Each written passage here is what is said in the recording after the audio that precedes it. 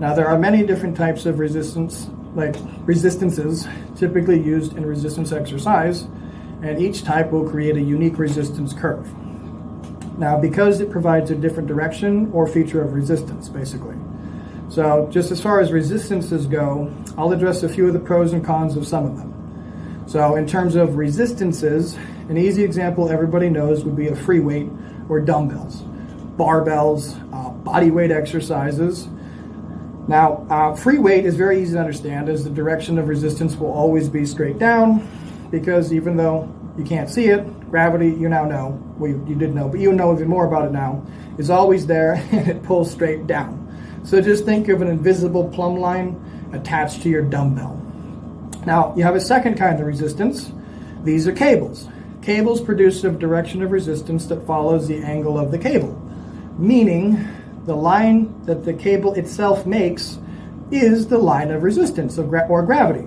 So think of it as gravity being redirected, and the cable itself is a visible representation of gravity.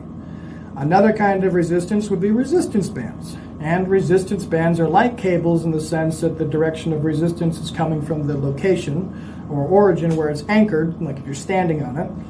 However, unlike with the cables, the resistance provided by the elastic bands is directly opposite the resistance curve.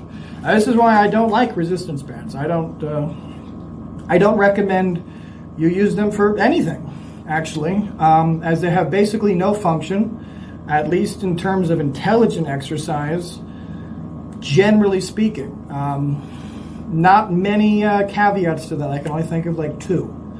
Now, muscles have a strength curve, which allows them to be stronger when they are elongated, or the mechanical disadvantage, and less strong when they are contracted or shortened, because they have less room to move or contract.